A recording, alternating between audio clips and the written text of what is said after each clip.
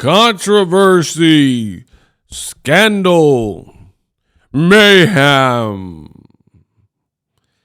The rules are now out. Jake Paul getting ready for an Anthony Joshua fight. And some of these rules may surprise some of you guys in the comment section. What up, Fight World? It's your boy Ego, and I am back with some more boxing. Fight got announced yesterday. Jake Paul taking on Anthony Joshua. One thing that some people do not know are the rules for this bout. Yes, it's being billed as a real fight, whereas the Tank fight, Gervonta Davis, was set as an exhibition. This is going to count on Joshua's record, going to count on Jake Paul's record. So after the fight, you look at their box rec, it should update with whoever wins and whoever loses. But we now find there's a weight stipulation for Anthony Joshua. And in this video, in the next 30 seconds, that's what I'll go over. Boom. You never know. I made this graphic for you guys. The world will know. So make sure you guys follow me at Boxing Ego. But this is the weight stipulation for Anthony Joshua. 245 pounds. Now, I know what the fans are saying. They're like, but Ego, what do you mean? Whatever do you mean? 245 is the maximum amount of weight that Anthony Joshua can weigh in at the weigh-in, right? So you kind of have like I don't even want to say a rehydration clause because this is actually the weigh-in. So kind of almost like a catch weight where Joshua is stagnated and he can't just weigh whatever he wants. See, normally in the heavyweight division is like the Wild Wild West. Guys have been 320 pounds, 300 pounds, 250, 220. It don't matter. Like, I remember Deontay the Bronze Bomber Wilder from Tuscaloosa, Alabama. Oh, my God. To this day, right? Deontay Wilder, he was fighting Luis Ortiz, and Ortiz was like 250, 260-ish. And Wilder was like 209, 212, 214, fighting bigger guys. So even when Wilder fought Fury in the third fight, I want to say, Fury was pushing 300 pounds. Wilder was like 230. So it's like you're giving up 70 pounds. But Jake Paul, I guess they have him as an A-side in this particular fight. And I guess he called the shots and limited Anthony Joshua. Meet with me is mad, right? And he got that, and Joshua agreed to it. So 245 is the amount that Joshua must weigh in at, no more than, right? In fact, I made this for you guys as well, where it's a detail over what's going on in the rule set, right? Paul Joshua rules. This is scheduled 8 rounds total, not 10, not 12. So it's not the typical rounds for a championship fight. However, unlike women's boxing, it'll be 3-minute rounds, which is what normal boxing is. So 8 rounds, 3-minute rounds, 10-ounce gloves. So all that is pro boxing rules. You know, when fighters more or less first turn pro, they might be in the 4-rounder, 6-rounder, 8-rounder. So it does happen even in pro boxing. Championship fights usually be at the 10-round, 12-round mark, but whatever. So 10-ounce gloves is a pro fight, not an exhibition, and Anthony Joshua cannot weigh in more than 245 at the weigh-in. Boom. Let me know what you guys feel about that. Does that give Anthony Joshua a significant disadvantage? Does it give Jake Paul an advantage? Let me know what you think in the comment section. Now, just for reference, I guess you could say, Jake Paul, he has fought at heavyweight before. his fight with Mike Tyson, but Mike Tyson is much older than Joshua's current age, and I'm on Joshua's box rec.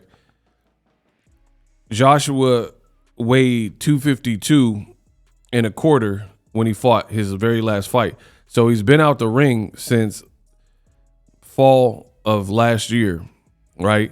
So he's on a bit of a layoff. He's been out the ring over a year at this point, like a year, maybe 14 months, right around there by the time they fight, right? And he last weighed in 252. When he fought Ngannou, he weighed 252 and a half. So he's typically been in the let's say 2023. So basically, all of his fights, Jermaine Franklin, Robert Helenius, Otto Vailin, Ngannou, and Dubois, he weighed in the 250s for every single fight.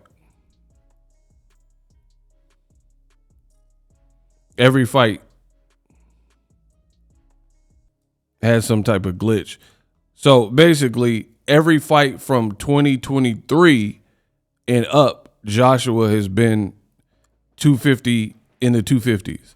So the last time Anthony Joshua came in under what he needs to come under is his second fight with Usyk.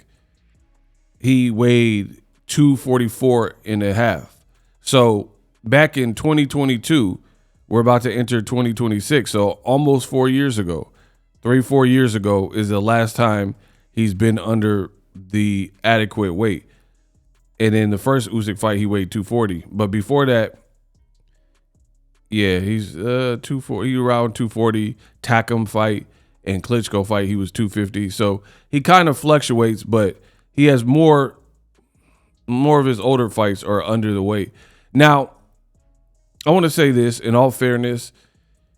Joshua is a big dude, pause. Like he's 6'6", in shape, blah, blah, blah. So me being a big dude as well and tall, you can lose. My weight can fluctuate. So I don't know how much this would hurt Joshua. I feel like in the lighter divisions particularly, that type of sacrifice would really hit you.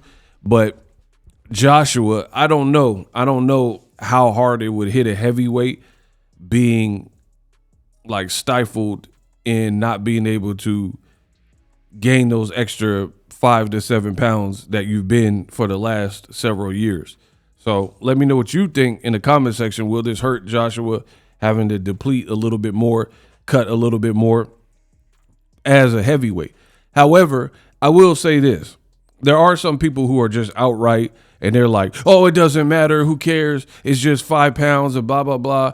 He weighed this a couple years ago. Who cares? But you can't really do that either, because here's the thing. If people are going to argue, oh, it don't matter. It doesn't matter about the weight. It's just a couple of pounds, right? So the people who are going on the limb and saying outright, it don't matter, then why would you implement this into the rules? When you fought Mike Tyson, I wasn't aware of any type of stipulations that prevented Mike Tyson from ballooning up or weighing whatever he wanted to weigh, right? Because Mike Tyson was pushing 60 years old. Joshua, he is coming off a loss, but he a big dude, pause, and he's not quite as old, obviously, as Mike Tyson, maybe in his 30s, 30-something.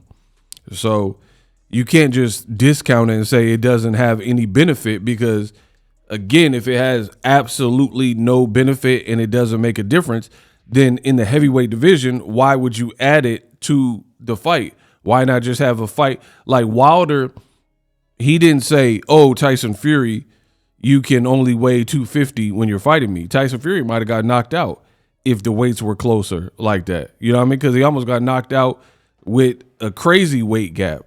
So we can't just outright declare that there is no benefit to this, because if that was the case, then why would you need to implement it? Like if you're a foodie and you get pizza and you feel it tastes better with the little Parmesan cheese packets or the Parmesan shaker, and the crushed red peppers, right? You can't say it don't do nothing to the taste, because if adding crushed red peppers and the Parmesan don't enhance it, then why would you not just skip that step and be like, just eat the pizza slice? So obviously, if you're putting salt, pepper, or crushed peppers or Parmesan cheese on your food, there has to be a reason. Otherwise, you would just eat it as is and save yourself an extra step. So we know what it is. Jake Paul, he's the A side. He has the power. He didn't want maybe Joshua to come in, because Joshua, I don't know. He looked pretty big. Maybe Joshua felt like, oh, this is because this is really must-win territory for Anthony Joshua. If you lose to a former YouTuber, you're cooked at heavyweight, because he's kind of like a cruiserweight / heavyweight. So if you lose, Tyson Fury and Oscar De La Hoya are predicting that Jake Paul beats him by knockout. So if that in fact does happen, Joshua's cooked. I don't care nothing about no Tyson Fury AJ fight if you can't beat Jake Paul, right? That's just what it is. So it is strategic, and, you know, it is what it is. Joshua agreed to it. These are the terms you set forth. Now you got to abide by it. I'm sure you're getting compensated and paid. So, you know, my advice to fighters is they got to smarten up. A lot of people get taken advantage of in the negotiations, and then they agree to something like Chris Eubank Jr. You know, he beat Conor Benn, but he agreed to the same weight with no catch weight, knowing 160 would probably deplete him, and it almost like offed him in the first fight. But then again, you get cooked in the rematch, you look super flat, and the weight definitely played a part in the rematch. Completely different fight, and credit to Conor Benn, he made adjustments, womp. But a lot of it looked like a different version.